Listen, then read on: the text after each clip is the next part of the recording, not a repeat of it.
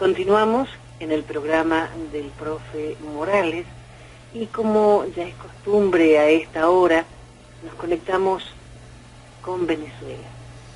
Hablamos con Noel Alejandro Leal para saber qué está pasando esta semana en Venezuela.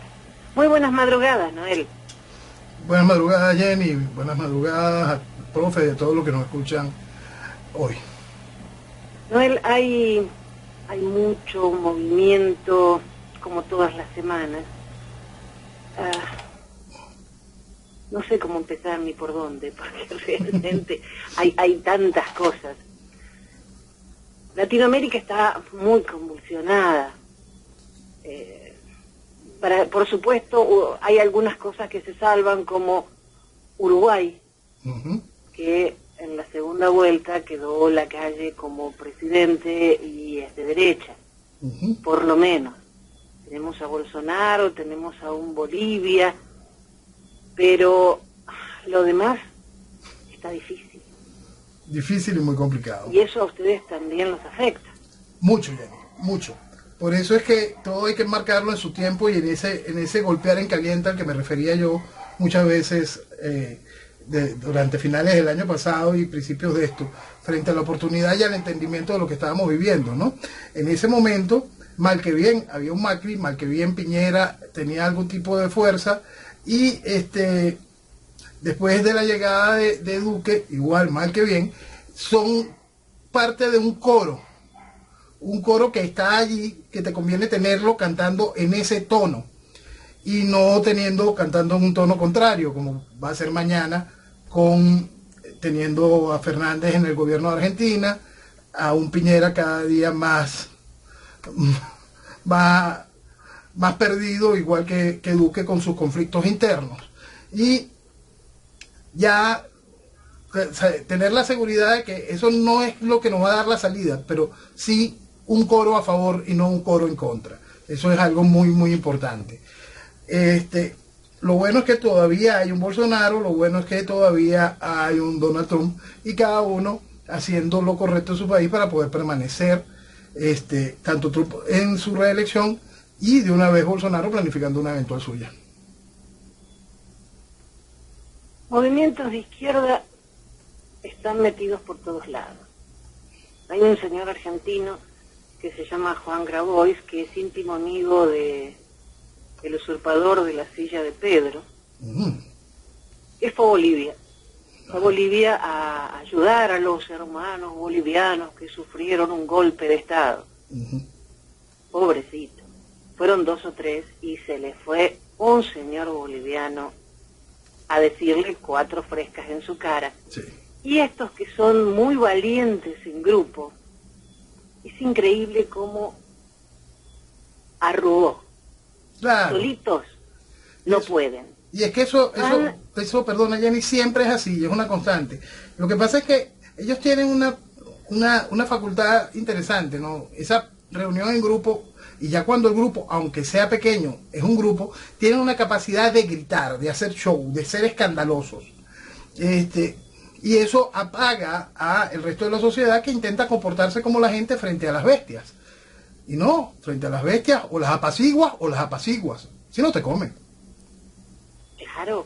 Ahora, este hombre que es tan valiente, que él es el que dijo que nadie puede tener más de 5.000 hectáreas, que hay que repartir, en su vida trabajó en el campo. Claro. Ni va a trabajar. Entonces, toda esta gente que están con los pobres, que sufren, ninguno habla de cómo están los indígenas, por ejemplo, en Venezuela. No, para nada. Aquí en Venezuela... Ahí no hay derechos humanos. No, eso no importa, chica. Aquí en Venezuela, tú sabes que parte del lobby internacional son derechos humanos, es ecología. Aparte de identidad de género y todo eso, pero ahorita en Venezuela eso lo tenemos guardado, ¿no? Eso estará para la gaveta próxima que genere algún tipo de ingobernabilidad mañana si se pone orden. Si se pone orden en Venezuela, tú vas a ver todos los movimientos de identidad de género, lesbianas en la calle, feministas destrozando todo, lo natural que se está viendo en el resto de los países, y las protestas para que la educación sea cada vez más enferma. Pero ahora no, ahora como estamos tan ocupados, porque ya esa parte la está, ya, ahorita no tiene importancia, porque la izquierda, la tiranía está en el poder, viene lo demás, matar, pues, matar. Matas y matas la naturaleza y lo haces bien, pues. Y cuentas con todo ese respaldo de toda esa comunidad internacional que hace silencio frente a la realidad venezolana y utiliza el escándalo para decir mentiras sobre la realidad de otros países. No, pero es que justamente estos dos temas, indígenas y ecología, es lo que están destrozando en tu país. Totalmente. Bueno, es parte de los dos temas que acaban con Venezuela desde hace muchísimo tiempo, ¿no? Porque hablar de lo que sucede en el arco minero, vamos a decir que eso es algo que tiene 10 años. Pero lo que durante el inicio del chavismo se protagonizó en los desastres continuos en el lago de Maracaibo, debido a cómo Chávez mató a PDVSA, destruyendo nuestra industria petrolera, sacándole todo el know-how, toda esa capacidad, todo ese conocimiento, sí, con un pito fue matando una de las principales industrias del planeta, de las empresas del planeta, y aquí todavía se le aplaude la gracia a ese criminal. Bueno, por supuesto, ahí también está el reflejo de ese crimen ecológico, que afuera lo seguían aplaudiendo, pues. Porque nadie va a hablar de todo lo que está pasando, de cómo está desapareciendo el oro, de cómo están destrozando la región. Lo que sí me molesta es que dicen que la situación con la llegada de Maduro al poder empeoró, que con Chávez no era tanto. Mira, hasta ahí cuidamos el legado. Hasta ahí y más. Por eso es que yo siempre insisto, Chávez mató al país, Maduro solo baila sobre los muertos. Ahora, frente a esa realidad y esas nuevas ficciones constantes, esta semana llegamos a la Venezuela sumergida en la ficción total y lo que se está viviendo en sectores de Caracas y en distintas partes, en capitales de distintos estados de Venezuela. Esta ficción con respecto a el dólar y el acceso al dólar que tiene la estructura cercana al Estado y una que otra gente que pueda recibirlo con algún tipo de remesa. Pero en realidad el negocio está en lo que llega cercano al Estado y toda esta gran cantidad de importaciones, porque nosotros tuvimos una etapa durante el control de cambio, que todavía existe, que se denominó de ilícito cambiario. Entonces tú no podías ni siquiera tener dólares en la calle porque podías ir preso. Ahora, por supuesto, tenés dólares en la calle porque el bolívar no vale nada, el gobierno quitó la ley de ilícito cambiario y el consumo de dólar es lo regular. Ahora no vas preso, ahora vuelven los atracos, vuelven los secuestros, vuelve lo tradicional que impulsa la tiranía al hacer del crimen política de Estado. Maduro, con la bonanza que está viviendo Venezuela, este año envió 900 millones en petróleo a Cuba. Sí. Nada más. Y más de la mitad de eso Cuba lo triangula. No se Claro. queda en beneficio de Cuba. ¿No? Eso Cuba lo triangula y es más negocio, más dólares, más robo y más proceso de financiamiento del desastre que estamos viviendo en Iberoamérica. Pero todavía dicen que es porque Maduro es peor. Claro, claro. Maduro ahora ordenó entregar fusiles a los colectivos porque hay que defenderse de las invasiones, bueno, la misma historia de siempre. Sí. Pero eso ya lo hacía Chávez. Claro, Chávez armó los círculos bolivarianos, que eran los colectivos de aquel entonces, los dotó de armamento de alto nivel, armamento que atacaba hasta equipos de blindaje. Nosotros teníamos una unidad policial, la estructura policial de Caracas era comandada por una estructura que se llamaba Policía Metropolitana. La Policía Metropolitana contaba con 2 vehículos blindados, la Ballena y el Rinoceronte. Y en plena avenida Sucre de Catia, muy cerca del 23 de enero, ambas de esas unidades fueron atravesadas. Hay que recordar que son equipos blindados. Fueron atravesados, y estamos hablando del año 2003-2004. Eso era armamento de altísimo nivel que Chávez entregó a esos grupos armados. Y ahora esta cumbre que tuvo lugar en Caracas, que dicen que estuvo Diosdado Cabello, José David Cabello, Delcy Rodríguez y también Valentín Santana, José Suberto, o sea, todos buenos chicos.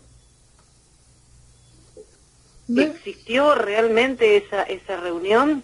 Calificarlo de cumbre o de reunión extraordinaria, esas son las reuniones de trabajo constante que han tenido.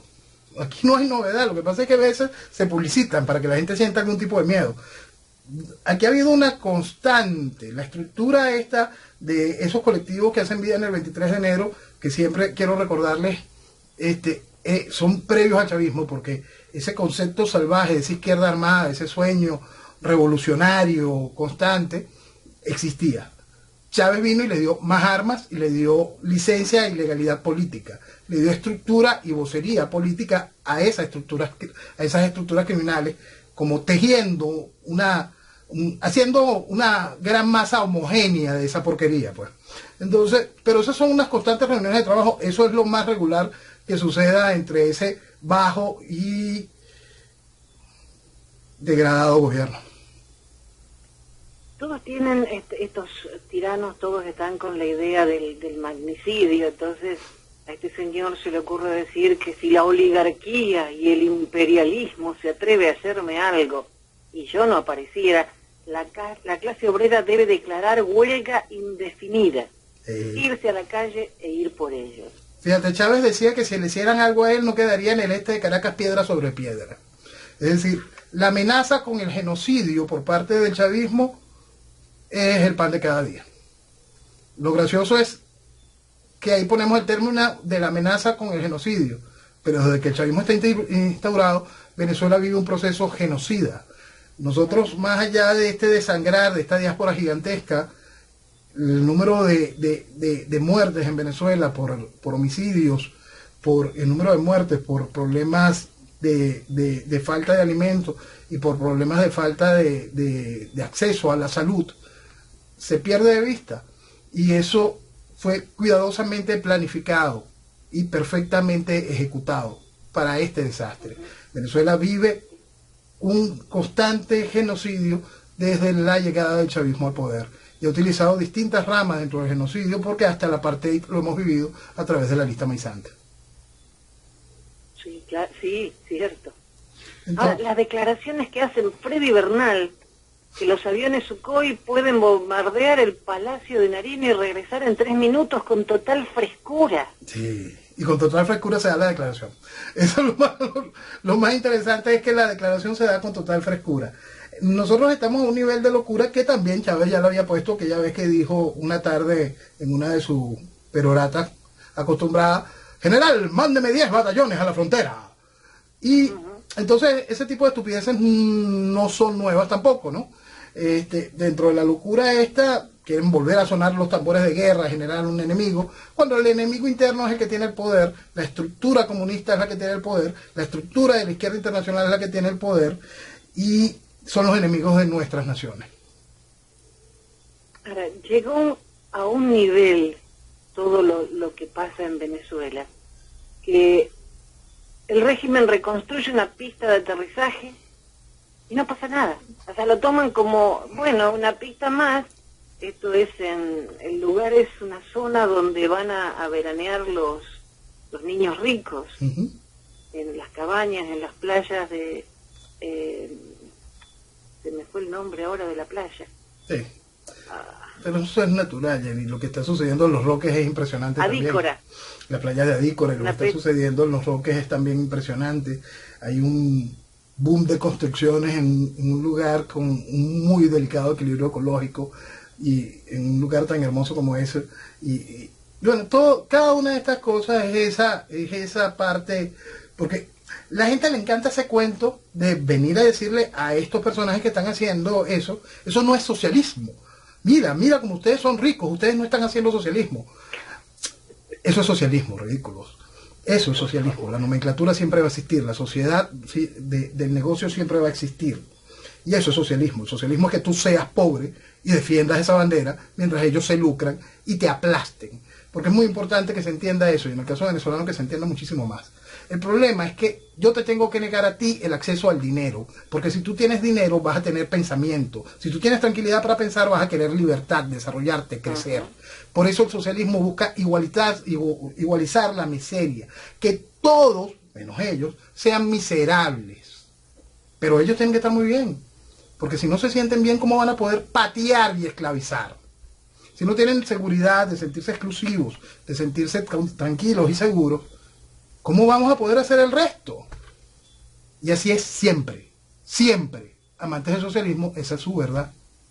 Asúmanla de una buena vez. Y todavía hay gente que defiende un régimen que gasta dinero en una pista de aterrizaje. Más allá, Jenny. Y la gente muere de hambre. Y más allá, Jenny, ojalá fuese el régimen gastando el dinero en una pista de aterrizaje, porque eso mal que bien quedaría como infraestructura. Lo que la gente no termina de entender son los números como los que hablábamos la semana pasada, cuando estamos hablando de un robo, el robo más grande que ha habido y habrá en la historia de la humanidad, cuando estamos hablando sobre 700.000 millones de dólares. Si nosotros ponemos esos números frente a esa realidad y qué es lo que se hace con ese dinero, qué es lo que se está haciendo, que lo estamos viendo frente a la realidad iberoamericana, frente a esa realidad la gente está muy lejos de entender. Por eso es que siempre los problemas hay que pasarlos más allá de las personas y más allá de los monticos ridículos para empezar a entender la realidad del desastre. Señores, usted agarró a Venezuela y le hizo una tasajeada y le sacó lo que tenía. Eso hay que dejarlo claro. Importante también es entender qué es Venezuela. Cosemos. Un lugar. Y todo vuelve de nuevo. Y todo se puede crear. Y todo lo podemos reconstruir. Y todo lo podremos hacer mucho mejor. ¿Por qué? Porque es Venezuela. Entonces, lo importante también es entender que mientras más tarde lo hagamos, la costura va a ser más grande. Porque la herida va a ser más profunda. Entonces, lo importante es entender que es Venezuela y todo eso se puede hacer. Hagamos lo correcto para poder hacerlo bien. En Venezuela, los niños no escolarizados en escuela primaria, la cifra aumentó a 325.000, el doble que en 2013. Sí. Y el número de adolescentes fuera de edad escolar aumentó un 46%, exacto, con la educación maravillosa que siempre tuvo Venezuela. El socialismo logra hacer cada una de esas cosas, no te preocupes, que eso también está el número no está cerca de los números reales, los cuales serán mucho peores, pero el socialismo mostrará números distintos y empezaremos a ganar premios internacionales como los que recibía Cuba. Cuenta con eso de aquí a un par de años si el proceso revolucionario continúa. Hay padres que no pueden pagar el transporte a las escuelas. No pueden pagar la comida del muchacho en su casa. Saben que no existe ningún tipo de programa alimenticio dentro del colegio, porque cuando tú llegas a este tipo de situaciones de emergencia nacional, por supuesto, tienes que intentar ayudar a esta gente y a este gran problema, a esta gran carga social que va a tener el país. Por supuesto que va a haber que activar planes donde el muchacho que vaya a la escuela ahí tenga seguro su alimentación, y entonces eso llevará al muchacho a la escuela y podrás prestar los servicios de transporte, y eso hará la posibilidad de que ese muchacho vuelva a la escolaridad y la familia tenga el impulso de quererlo enviar. El asunto es que hay que entender que aquí lo que se quiere es esclavizar a la sociedad. Tienes que minimizarla, tienes que destruirla. Por eso es que nunca en este tipo de asuntos, en este tipo de realidades, importa mucho lo que vaya a pensar la gente. Porque la gente está ávida de cualquier cosa que la saque de esta pesadilla. Pero no puede contribuir de manera alguna para salir de la pesadilla, porque está acabada, está anulada. Entonces, esta población que está acabada, que está anulada, que no puede mandar a sus niños a la escuela, que no tiene cómo comer, que ya no tiene cómo protestar porque no tenga servicio eléctrico o de agua, que ya no tiene absolutamente nada, su pensamiento, su posición política, su interpretación de la realidad está totalmente anulada. No tiene, lamentablemente, la más mínima importancia. Por lo tanto, aceptarán cualquier cosa que les traiga algún tipo de futuro real. Si hoy aceptan una esperanza ridícula como es la oferta de una bolsita de comida más grande, o como en la clase media, una esperanza tan ridícula como el chiste del guiado, la sociedad aceptará y verá muy bien cualquier cambio de transformación real. De eso se tiene que tomar nota. Cambio de transformación real que aparente la imagen correcta de futuro, de desarrollo y de oportunidades será recibida por esta población con mucho respaldo. Entonces, hay que entender eso. La población ha sido anulada para esclavizarla. Esa población no va a tener una opinión política real. Cada encuesta que empieza a correr por la calle es falsa, es mentira, es generada en escritorios. Lo que está pensando la población es en ver en cómo. No está pensando ni siquiera en el pasado mañana, no está pensando ni siquiera en el mañana. Piensa en ver cómo sobrevive hoy. Por eso es que le queda tan lejos, tan siquiera pensar cómo enviar al niño al colegio. Cuba tiene una palabra sola, resolver. Eso es. Hay que ver cómo se resuelve la comida del día. ¿Qué voy a pensar en la comida de mañana si no sé qué voy a comer hoy? Eso es. Por eso es que si tú llevas a la sociedad a ese intentar sobrevivir constantemente para que no tenga tiempo en pensar que tiene derecho a vivir. Eso es algo propio de este tipo de procesos. Por eso es que quienes están esperando que sea la población en general la que despierte y haga un cambio, un gran proceso colectivo generalizado, olvídese de eso, que eso no existe. Para eso estuvo régimen y oposición haciéndolo todo, sembrando falsas esperanzas, matando las esperanzas, esclavizando a la gente y anulando a la sociedad. Es una combinación perfecta y el fruto lo tenemos hoy. 20 años de control social a una perfección magistral. Y todavía hay gente que cree en algo de la oposición, todavía hay gente que cree en algo del gobierno. Eso es mentira, ya eso se acabó. Esa población está anulada, tanto la de clase media como la de clase baja. No queda. Y la población de clase alta lo que le intenta es que no los maltraten. Ellos pagan para su solución.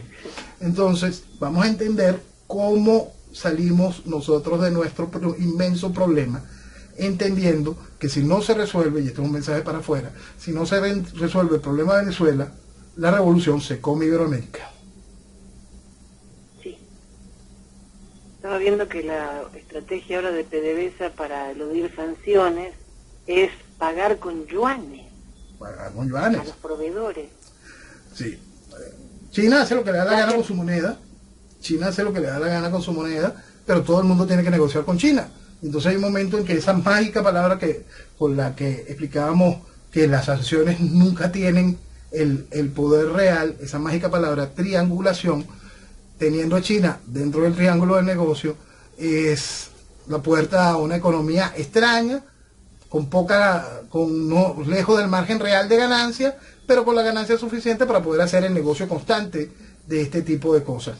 Por supuesto que el yuan se presta y es recibido con agrado por muchos proveedores, muchos negociadores, porque todo el mundo hace de alguna manera comercio con China. Quiero que me expliques algo que lo tengo bastante confuso. La destitución de el embajador de Colombia, Humberto Calderón Berti, por el guiado. Ajá. No entiendo bien cómo viene. Leí las dos partes, pero yo siempre voy a la fuente, que es Noel Alejandro Leal. Gracias, Jenny. Y me ponen claro lo que de verdad no entiendo. ¿Qué pasó allí? Nada que importe. ¿Qué es la realidad? ¿Qué es la realidad? Cuando el nombramiento de Calderón Berti, yo explicaba en su momento que era un gran error por ambas partes. Uno, por Calderón Berti, porque él nunca se debió haber montado en el chiste de lo que era el guiado, que cualquier persona con dos dedos de frente y con amor a su país se hubiese dado cuenta del chiste. Pero no, aquí todo el mundo se embulló y se comieron el chiste. ¿Por qué? Porque en realidad nadie entiende lo que vale su país, no quieren entender lo que vale Venezuela y pretenden creer la mentira. Como lo hemos explicado 200 veces, nada de lo que salga de la Asamblea Nacional, nada de lo que salga de esta estructura de oposición va a ayudar para la salida de Venezuela. Y cualquier persona con un poquito de razonamiento lógico entendería esa verdad. Por lo tanto, lo que hizo Calderón Berti al aceptar esa posición fue una inmensa estupidez. Ahora vamos a la estupidez por parte del guiado y su combo. Tú no puedes poner a alguien con autoritas propias como Calderón Berti, que fue ministro de Energía y Minas, presidente de PDVSA, representante de Venezuela ante la OPEP, fue hasta canciller de Venezuela, una persona con autoritas propias, en un cargo donde necesitas un payaso similar a los payasos que has puesto en los otros países, a gente que no tiene más mínima importancia ni conocimiento real sobre la política, a gente absolutamente desechable. Entonces tú pones en un lugar tan delicado como Colombia a ese personaje, por supuesto en algún momento ibas a tener un choque. El choque propio del caso de lo que hace esto tiene que ver con distintas etapas de los robos en los cuales la estructura opositora está comprometida desde el proceso de ayuda humanitaria hasta el control de monómeros, nuestro activo principal en Colombia en el área petrolera. Entonces, eso es gran parte de todo este inmenso desastre. Pero en realidad eso, como te repito, más allá del robo, más allá del ridículo, porque es el ridículo constante el haber aceptado cualquier estupidez de este proceso interinato,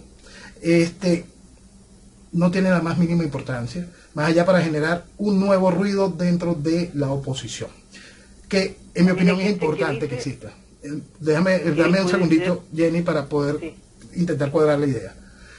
Para mí es muy importante que la gente termine de entender que nada de esa estructura sirve. Absolutamente nada de esa estructura sirve. Eso es fundamental que el país logre terminarlo de comprender. Y que aprenda a amalgamar a toda esa estructura que nada sirve con toda la estructura que es gobierno y se den cuenta que es la misma cosa.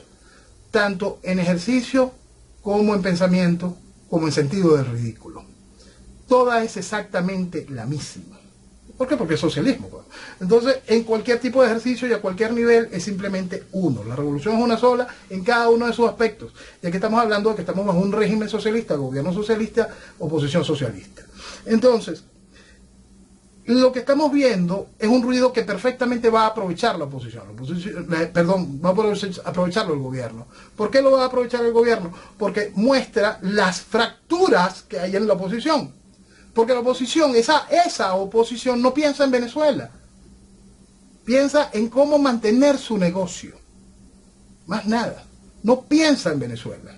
Si pensaran alguna vez en Venezuela, jamás se hubiese sometido a cada una de las burlas electorales que, repito, desde el año 2004 están científica y académicamente demostradas. Entonces, lo que estamos viendo en realidad no tiene mayor importancia para el país, sino en la parte del entendimiento de que nada de lo que nos trajo aquí y nada de lo que nos mantiene aquí nos va a dar la salida y la oportunidad para recuperar a Venezuela.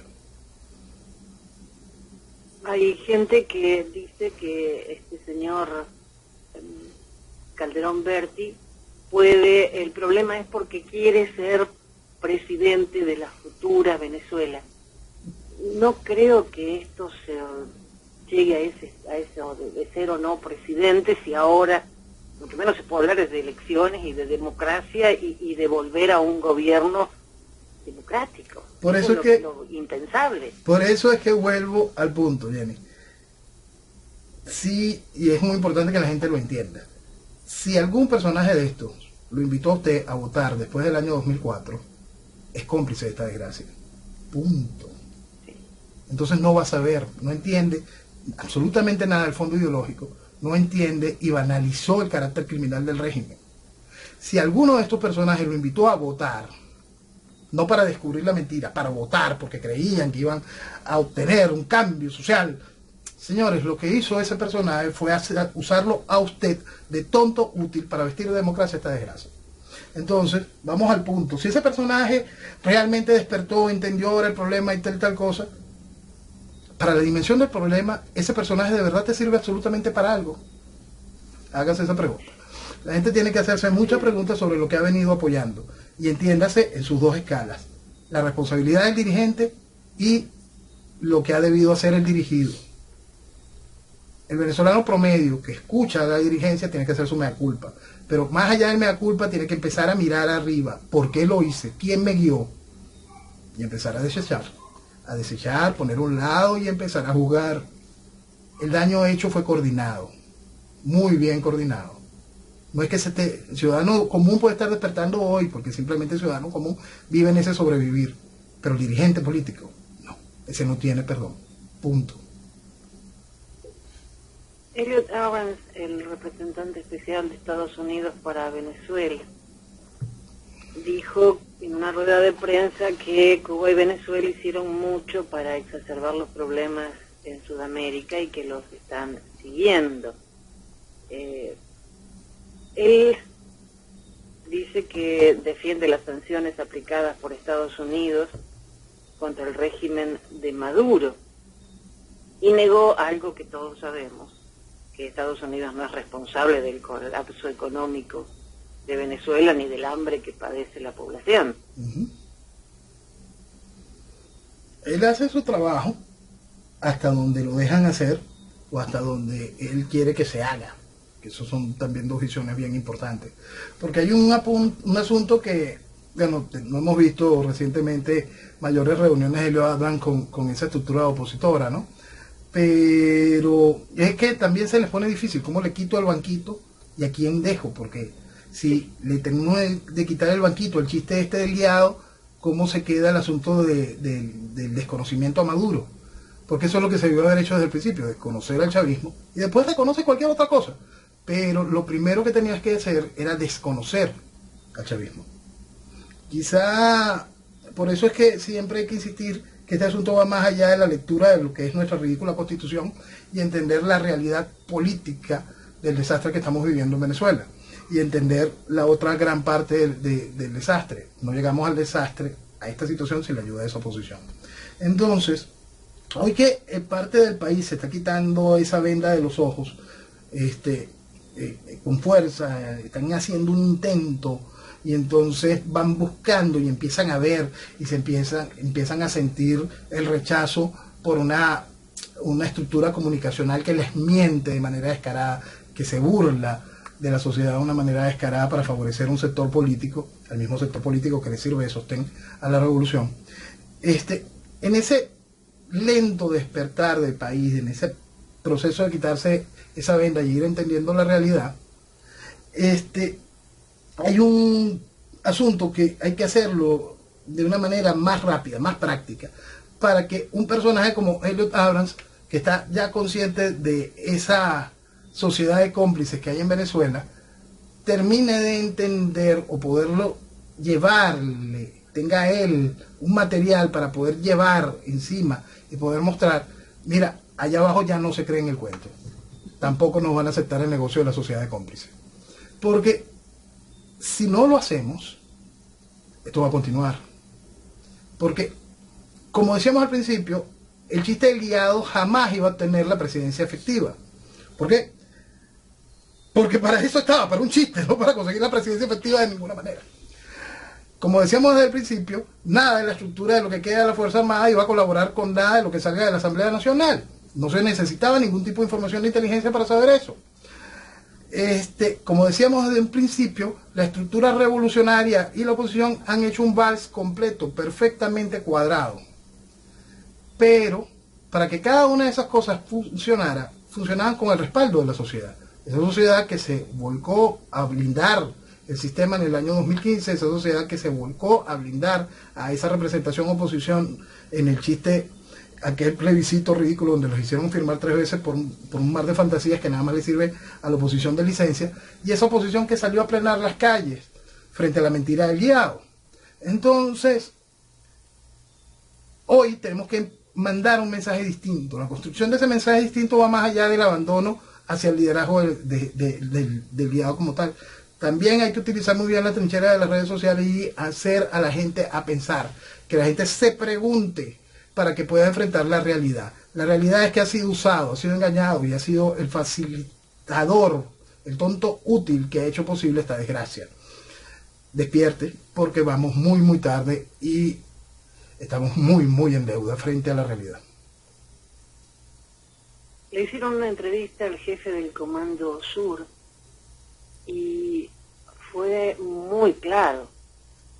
Dice que el tráfico de narcóticos en Venezuela creció en un 50%. Y que los lazos de la dictadura con los de Cuba, Rusia, Irán y en cierta medida China también dificultan los intentos de Washington de seguir la ruta del narcotráfico que pasa por Venezuela. Por supuesto, Jenny, por eso es que eso es parte de una discusión que va más allá. En estos días tenía una discusión con uno de los promotores del TIAR y toda esa zanahoria. Y yo le explicaba, pero abre los ojos un poquito, ¿vale? Entiende que nuestra región, aparte de ser poco seria, es absolutamente inestable, y entiende que Venezuela forma parte de un marco global, entiende algo de la realpolitik, y esos nombres que para ti te suenan hoy absolutamente fácil de llevarlos y ligarlos a Venezuela, esos nombres que, como decíamos hace mucho tiempo, están mucho más cerca de lo que la gente cree: China, Irán, Rusia, Turquía, son los que hacen que cualquier cosa que tenga que ver con la realidad venezolana tenga alguna oportunidad, sentido o no. Por eso es que siempre volvemos a aquel hecho, frente a la repartición nueva de cómo va el mundo, la decisión de Venezuela, si se atiende lo de Venezuela o se atiende lo de Irán, será la diferencia. Se atiende lo de Irán, se atenderá lo de Venezuela, ¿quién viene primero? Hablemos de las cosas con realpolitik y entendiendo lo que significa Venezuela en el mundo. Y hagamos valer lo que significa Venezuela para Occidente. Porque la división que estamos viendo cada vez es más grande. Ese efecto ideológico que estamos viendo cada vez está más grande y más profundizado. Entonces esa pérdida de la libertad bajo el disfraz de del libertinaje está erosionando Occidente. Está acabando con Occidente a una velocidad impresionante. Y cuando entendamos que Venezuela, igual que se convierte en su momento en un faro de la libertad, en un faro de la democracia o en un faro de la opresión y del desastre comunista, siempre va a tener una presencia extraordinaria en la dimensión de su mensaje. Si nosotros hacemos lo correcto y damos un mensaje de orden, reconstrucción, futuro, oportunidad, ese será el mensaje que baña a Latinoamérica y será la nueva oportunidad de Occidente. Es tan sencillo como eso. Por eso tenemos que entender que Venezuela, dentro del gran tablero del concierto de las naciones, si bien nosotros perdimos nuestra autoritas para la decisión formal de nuestro destino, sí podemos generar el ruido suficiente para que se escuche la solicitud de lo que queremos como destino. Y si lo que queremos como destino es orden, justicia, libertad y progreso, no tiene nada que ver con eso que llaman oposición, con nada de lo que tenga que ver con el socialismo. Toda esa estructura que denuncia el almirante del Comando Sur es eso, trasládenlo a cada una de las dimensiones de lo que es el proceso político venezolano. Recién te referías al TIAR y Elliot Abrams se muestra optimista con lo que puedan resolver los 19 países del Tratado Interamericano de Asistencia Recíproca. Ahora se reúnen el martes que viene en Bogotá, sí. Pero tener esperanza en eso me parece que no es mucho, no hay nada. Imagínate si mañana no se pueden reunir en Bogotá porque simplemente Bogotá está en llamas. Porque esa es la realidad que está viviendo Latinoamérica. Entonces, están ocupados, ¿vale? Entendamos una serie de principios. La realidad que está viviendo Latinoamérica es que está dentro de un proceso revolucionario. Si el TIAR realmente le preocupara a la estructura revolucionaria, Bogotá no tendría paz la semana que viene. Pero como no importa, como es parte, como una zanahoria más, te dejarás allí que la gente se entretenga y genere esos titulares. Estamos hablando con Noel Alejandro Leal y una pregunta, Noel, ¿quién es la Cava? Bueno, ¿qué es la Cava? Porque ¿quién es darle una entidad a la degradación política? Él es la esencia de la degradación política de un país. Más allá de que Chávez es la de esto, y Maduro, imagínate, la Cava es algo todavía más bajo, pues. Entonces, él actualmente es el gobernador del estado Carabobo, uno de los principales estados del país, y es un tipo que se cree que es un showman, y imagínate a un reggaetonero perdido totalmente en las drogas, ejerciendo gobierno. Eso es la Cava. Pero para más, súmale cualquier cantidad de cosas que lo van validando dentro de la sociedad de la política internacional. Nosotros hemos hablado del Grupo de Boston. El Grupo de Boston fue una estructura que se armó para manejar las relaciones amistosas de Estados Unidos y Venezuela desde la tensión de abril del año 2002. Bueno, junto con eso, el Grupo de Boston tuvo su accionar, para los que no entienden lo que son los tiempos y esa gracia, en dos cabezas muy importantes de aquel entonces y el hoy. John Kerry, que era un senador en aquel momento y después fue el secretario de Estado de Obama, y por el otro lado un diputado que después fue el canciller de Chávez, Nicolás Maduro. Ellos dos fueron las cabezas estructurales de eso. Ese asunto del grupo de Boston quedó de moda, quedó ahí oscuro, y lo vuelve a relanzar la Cava, reuniéndose con una serie de senadores demócratas. Eso le da para más un estatus y una proyección frente a uno de los pocos hombres del gobierno que no tiene prohibición de entrar a los Estados Unidos. ¿Qué es la Cava? Es eso, es la degradación de la política. Pero es cantante también. Es cantante, es reggaetonero, es vampiro, y hay gente que le gusta eso. ¿Tú sabes qué es lo peor de eso? Lo peor de eso es que hay gente que le gusta eso, y gente que va más allá del chavismo. Por eso es que estamos muy mal como sociedad, porque una sociedad que le encuentra algo positivo a algo como eso, una sociedad que le encuentra algo positivo al chavismo, es una sociedad que tiene grandes problemas.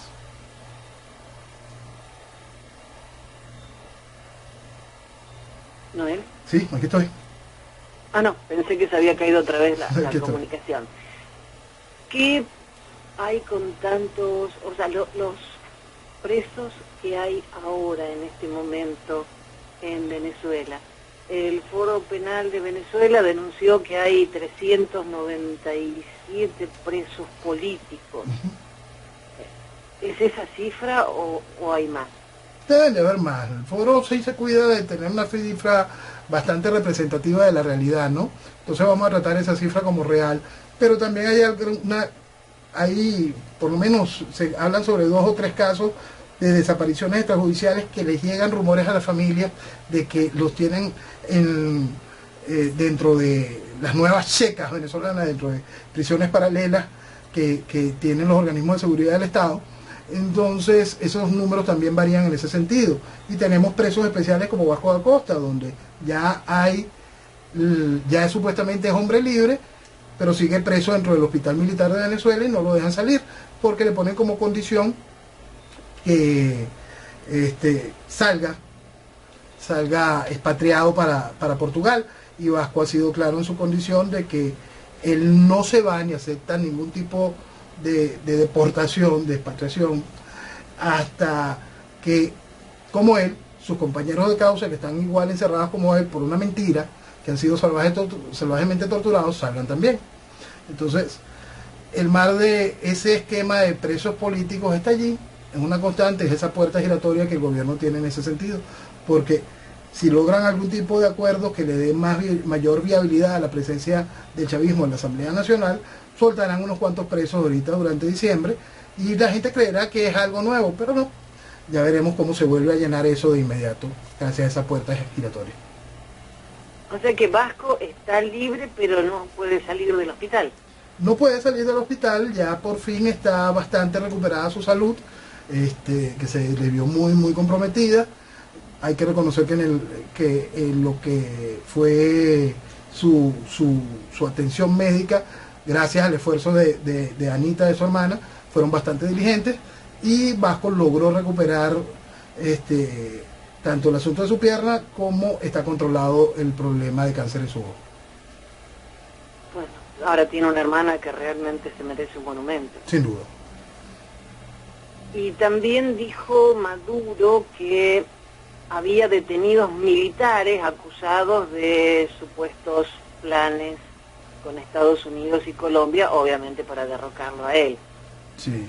Oye, tú sabes que con este asunto de derrocamientos y todo lo demás, esta semana, entre el asunto, volviendo a lo de Calderón Berti, la estructura del guiado dice que Calderón Berti estaba tramando un golpe de Estado con los mismos que el guiado y Leopoldo López estaba tratando un golpe de Estado para tumbar a Maduro. Interesante eso. No, mira, es que ¿te acuerdas que hablábamos hace tiempo de que el problema es que no tienen libretistas, que el gobierno se le habían acabado los libretistas, a la oposición también? Entonces tomaron un libreto de los viejos del gobierno y lo sacaron y nada más le cambiaron un nombre y no el resto. Dios, qué ridículo. Y lo reflotaron. Pero es el colmo de lo ridículo, Bueno, esa es la política venezolana. Vale, según el Maduro, estos militares querían vender información. ¿Qué tipo de información pueden vender? Por eso lo repito siempre, y que lo tengan muy claro. Por eso es que yo juego siempre con eso. No se necesita ninguna información de inteligencia. Nada. Es que me parece Aquí tan... no Yo hay hubiese buscado nada. un argumento mejor.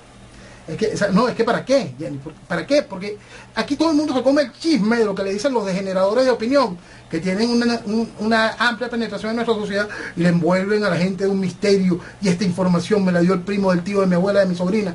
Y la gente se cree ese festival de tonterías. Y la discusión dura una semana y pico, 2 semanas, hasta el nuevo escándalo. ¿Qué así? ¿Y ahora qué tiene planeada la oposición? Elecciones, con lo que sea, para lo que venga y no importa con quién. Elecciones. Sí, de lo que sea, puede ser reina de carnaval, cualquier cosa que haga que la gente salga a la calle y lo único que piense es, con el voto hago algo. Eso es lo único que le interesa a la oposición, eso es lo único que mueve, le mueven su accionar. Maquinarias electorales, hay que aceitarlas, hay que ponerlas a funcionar. Los líderes que tiene cada uno su contacto, que patea en la calle, que sube el cerro. Y cada uno, vamos a ver cuántas viejitas cargas tú. Tú puedes cargar una enana como lo hiciste la otra vez. Y cada una de esas cosas y ridiculeces es lo que hará que la gente vuelva a mentirse y se dirija nuevamente feliz al matadero electoral, haga el bulto suficiente y de nuevo se vista de democracia a la tiranía con el aplauso y la venia de la izquierda internacional. Yo estoy dándole mucho más importancia a lo que leo en Twitter que a lo que leo en los diarios. Mira, los diarios venezolanos hace mucho tiempo, en estos días estaba acordándome, por eso precisamente, por una de las palangristas principales de la oposición, ella fue directora de Así es la Noticia, un diario creado a finales de los 90 para destruir lo que quedaba de aquella pseudodemocracia y hacerle la cama a Hugo Chávez. Y hoy se dedica ella a subirle los puntos al guiado y esa estructura del colaboracionismo. Mira, es que, te repito, ni los libretistas, ni los personajes, ni los conceptos, no hay nada nuevo. El show está tan repetido que solo es aceptado por una sociedad que quiere mentirse. Porque si la sociedad quisiera despertar y avanzar, hace rato hubiese dejado atrás a todo eso. Pero le gusta mentirse, y ese es el gran problema. Lo que me gusta de las redes sociales es que la gente que conoce la interna de cada país, cuando salen algunos de estos periodistas, los ponen en su lugar. El que se toma el trabajo de leer lo que pasa en Twitter está más informado que el que lee un diario. Por supuesto, y hay que tener memoria. Muchos venezolanos, la memoria política en Latinoamérica es una cosa, y en Venezuela es impresionante, es técnicamente inexistente. Pero sí hay focos, sí hay una serie de ciudadanos que han decidido hacer ese aporte, de ese recuerdo, traerla el tiempo y servirle de memoria activa a la sociedad. Entonces es un trabajo que tiene que continuar y tiene que reforzarse y tiene que ganar mayor dimensión en su difusión, porque lo que estamos viviendo, como repito, no es nuevo, ni en ideas, ni en personajes, ni en discursos, ni siquiera en el ridículo. Entonces, enfrentemos una serie de realidades y vamos a encontrar la ruta, pues. La gracia de lo que nosotros tenemos hoy, frente a esas islas que tú señalas allí de información, y frente a cada una de estas cosas, es que tenemos un mapa de la realidad. Y el mapa nos dice, de manera muy clara, que nada de lo que nos trajo aquí y nos mantiene aquí nos va a dar la salida. Lo que lamento ser un poco pesimista, pero veo, por ejemplo, Argentina, donde Alberto Fernández, hasta días atrás, hablaba muy mal de Cristina Kirchner, quien hoy es su vicepresidente, y la gente sube los audios. Sí. Y no importa. No importa. Igual ganaron. No importa. Esa es una parte que es fundamental. La memoria y el momento. Hay un punto fundamental en el caso de Cristina que yo siempre quiero, y es en el caso de Latinoamérica en general, que yo siempre quiero recordarle a todo el mundo. Nunca insistan que el problema, por más que es el verdadero problema, fíjate que es una cosa difícil de manejar, nunca insistan en acusar al que hace el daño como corrupto, porque Latinoamérica no juzga la corrupción, no la juzga, eso no existe. Entonces, nuestro problema, y en el caso venezolano, nunca se le diga a un genocida corrupto porque simplemente escupes la memoria de sus víctimas. Nosotros tenemos un régimen genocida a calificarlo de corrupto, estás técnicamente haciéndole su campaña electoral para el futuro. ¿Jenny? Estaba bien. ¿Jenny? Te decía que Rafael Ramírez, otro señor que cada tanto habla, él está hablando que Venezuela tiene que salir adelante sin Maduro ni Guaidó. Ni Ramírez, ni nada del chavismo, ni Ramírez, ni nada del chavismo, ni nada de lo que huele al socialismo. Lo único que se necesita de Ramírez es el dinero que se robó, las claves del dinero que se robó, las cuentas donde se depositó para que se pueda hacer seguimiento de ese dinero y se vea el nivel de la cochinada gigantesca en la que están involucrados por 200 países que hacen un imposible la salida del problema venezolano, que se vea que todo ese dinero que él facilitó, que cada una de esas estructuras que alimentaron tanto afuera procesos terroristas como internos en todo el movimiento de esos colectivos que fueron alimentados con la teta de PDVSA. Es decir, sí, por supuesto que Venezuela necesita un futuro sin Maduro, sin Guaidó, sin chavismo, sin oposición, sin nada de lo que huela a socialismo. Y para allá Venezuela tendrá futuro. Este señor Ramírez dice que la política de Chávez la defiendan, que hubo algunos errores. Algunos errores. Pero, sí, bueno, algún error chiquito. Chiquito. Y dice que Maduro no es chavista. Maduro es la esencia pura del chavismo. Maduro es así, la continuidad, el propio hijo de Chávez. Lo que pasa es que Ramírez también es otro hijo de Chávez. Entonces lo que pasa es que no se entienden que Chávez tuvo muchos hijos. Y esa cantidad de hijos todos son una plaga, una lacra y la excrescencia pura del socialismo. Pero escuche esta definición si está sentado en una silla, por favor. Ok. Él dice que Maduro tiene una política clásica de derecha que traiciona los ideales de Chávez. Es para sentarse. Bueno, tú sabes que Ramírez lo dice ahora, pero eso lo dijo Capriles en plena campaña electoral del año 2002 y la gente lo aplaudió. No. Sí.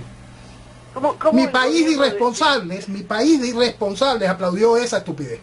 Mi país de irresponsables salió a marchar detrás de ese payaso.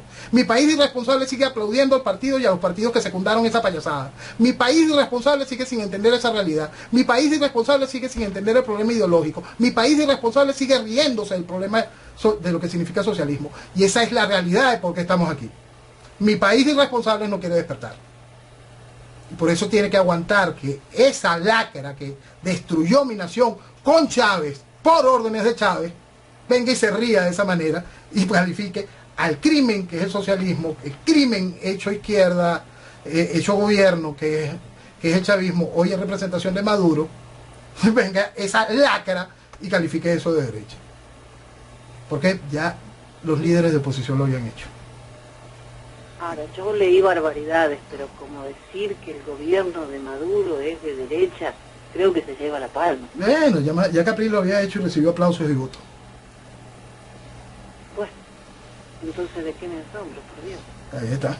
Esa es una realidad, Jenny, porque eso es el mismo libreto, es que ni siquiera eso es nuevo. Sigue convocando a marchas el señor Guiado porque no le fue muy bien con la última que hizo. No, y convocará más, inventarán nuevos plantones, paros con horario y otra serie de tonterías y pondrán un listón de colores y toque la corneta y salga a caminar de cabeza y alguna otra pendejada inventará. Sí, algunas, sí, defendiendo la Asamblea Nacional, por supuesto, y la Constitución de Chávez. No, se nos fue la hora. Lo único que esperamos es pronto hacer un programa, pero no contando lo terrible, sino tratando de ver qué puede haber para empezar a hacer la nueva Venezuela. ¿Qué puede haber? Es lo que hay es Venezuela y ahí eso es oportunidad, futuro y desarrollo, libertad. El asunto es entender que hay que hacer lo correcto. Reconstruir a Venezuela no va a ser fácil, pero no es imposible y tampoco es que sea muy difícil, porque es Venezuela. Está allí todo para hacerlo bien. Noel, nos encontramos Dios mediante el próximo domingo y viva Venezuela. Que viva Venezuela. Muy buenas noches y gracias de nuevo.